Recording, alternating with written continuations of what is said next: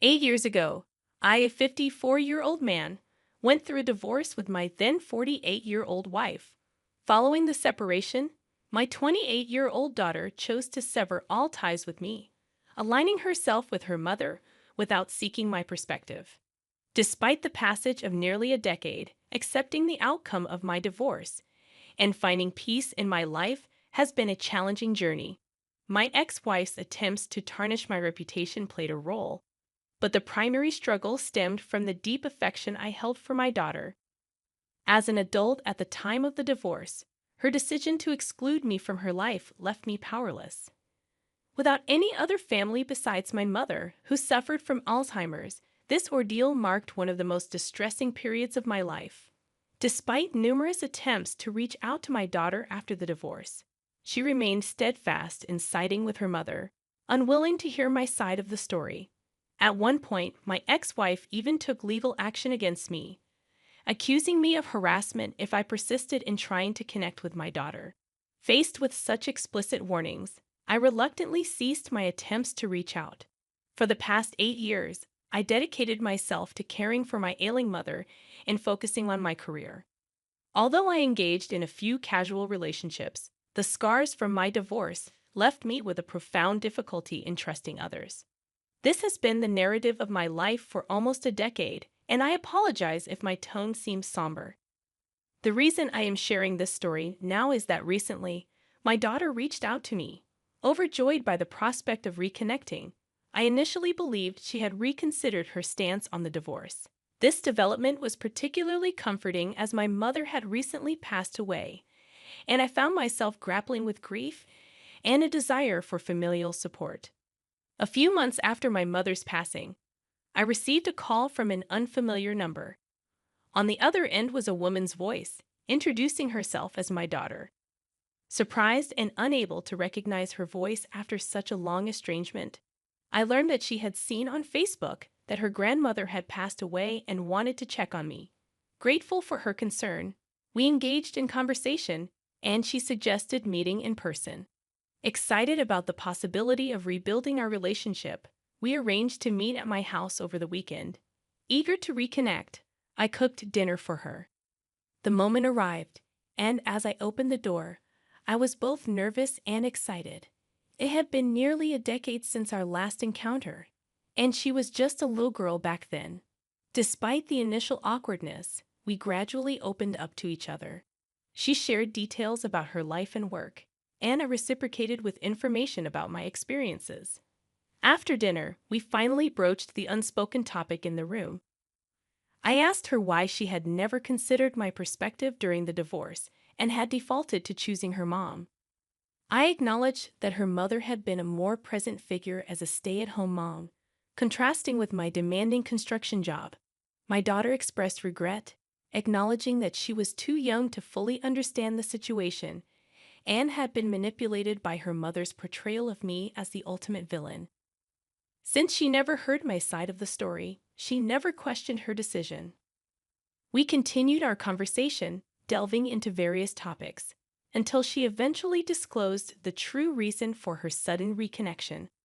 Hours into our discussion, I couldn't help but inquire about the catalyst that prompted her to reach out after such an extended period.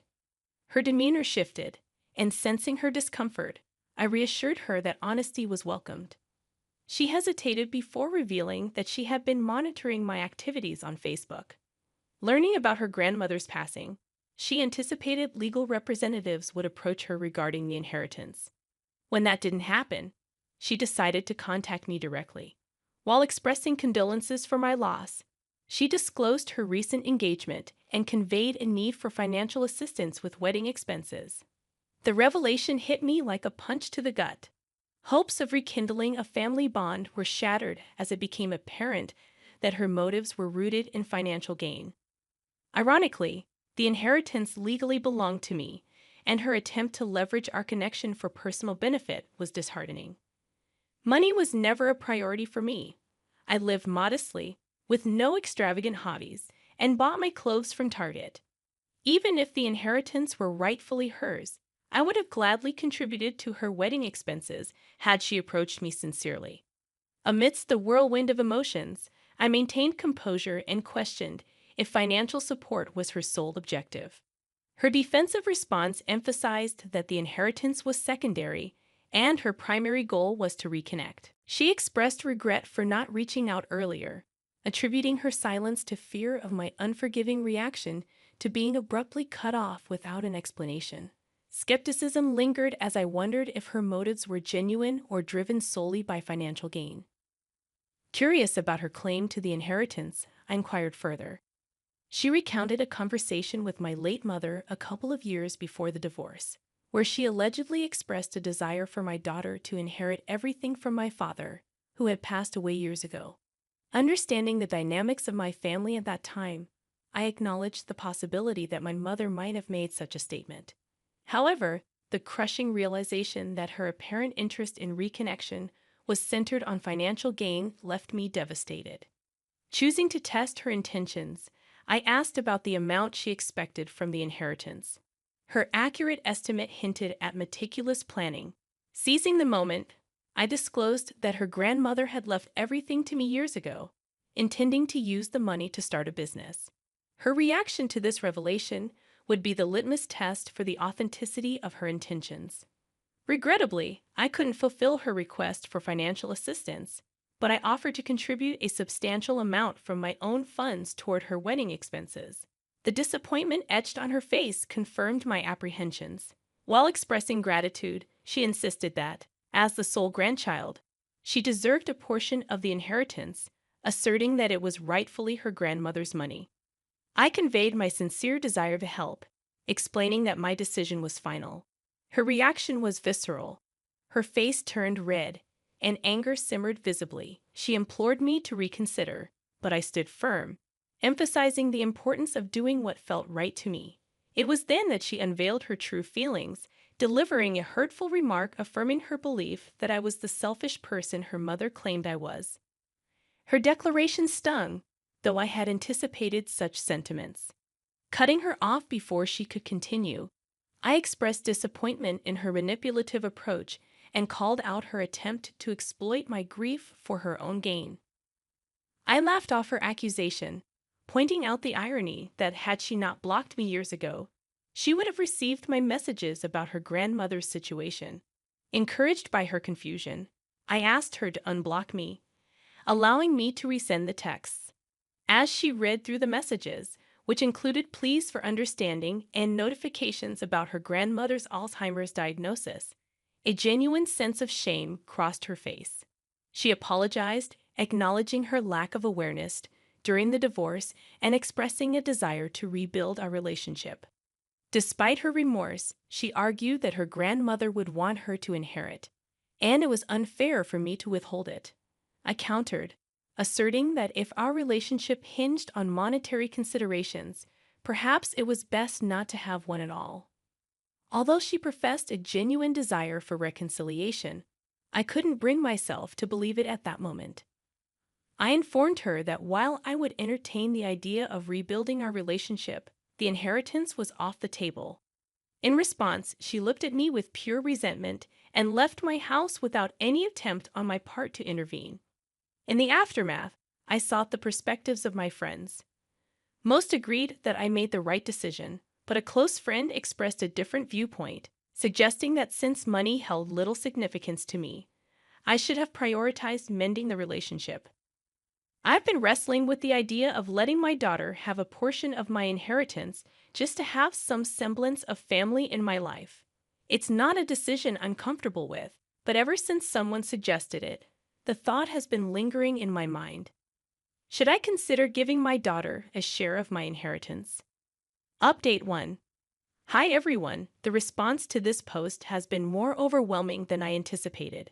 Thank you all for your advice and insights. It's given me the perspective I needed. To address the most common question about what happened during the divorce, I haven't talked about it for years, but I suppose it's time. My wife and I were married for 23 years. You'd think that after such a long time, there wouldn't be betrayal, but unfortunately, that wasn't the case. Without delving into the painful details, I discovered she was cheating on me with multiple men for years. The revelation devastated me, leading to heavy drinking and a period of destructive behavior. Our confrontations during the separation were tumultuous, and her influence, especially as a local celebrity due to her journalism career, played a significant role in alienating my daughter. After nearly a year of living in this chaotic state, we faced each other and got divorced. My ex-wife's attempts to tarnish my reputation were almost successful, and it took considerable time for me to overcome the drinking and rebuild my life. As I've mentioned, my daughter's complete abandonment compounded the difficulty.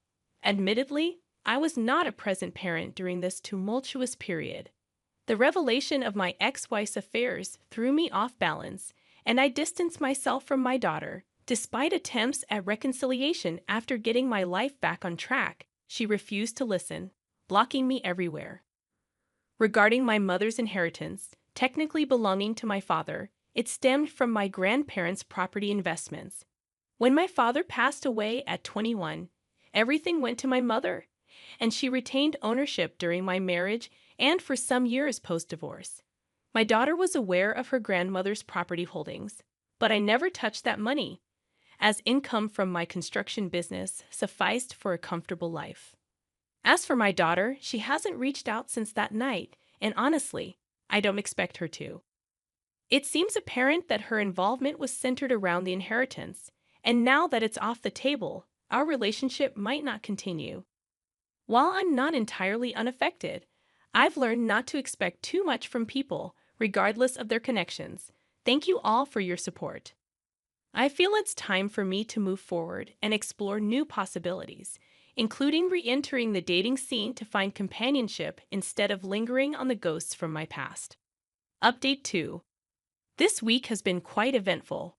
Coming back from work, contemplating an outing with friends, the doorbell unexpectedly rang, revealing my ex-wife, a sight that shook me to the core. She had undergone changes in appearance, making recognition take a moment. Despite the awkwardness, I invited her in when she expressed the need to talk. Small talk ensued, leading to her revelation that our daughter had informed her about the inheritance. This expectation didn't surprise me. She acknowledged the difficulty of the divorce on me and urged me not to punish our daughter. Paralleling my daughter's sentiments, she emphasized her youth during the divorce and the inevitability of her siding with her mother. Halting her, I clarified that any lingering hurt wasn't directed at our daughter, but rather at the realization that her sudden reconnection was motivated by the prospect of financial gain. Rebuffing any attempts at defense, I asserted my final decision and requested her departure. In the aftermath, I sat in disbelief, never expecting such an encounter. I later went out with friends to distract myself. Update 3. This afternoon, I received a call from my daughter, initially reluctant to pick up. However, curiosity prevailed. She expressed apologies, acknowledging she should have handled things differently. Surprisingly, she invited me to her wedding, emphasizing a desire for a renewed relationship. Conflicted, I'm unsure if this is genuine or an attempt to secure the inheritance. Seeking advice on how to navigate this situation. Update 4. After considering the advice from many, I've decided to attend the wedding as a guest, not part of the wedding party. Recognizing the significant leap from estrangement to walking her down the aisle, I hope this marks the beginning of a new chapter in our relationship. Grateful for the support and well wishes from all of you. Stay tuned for more updates.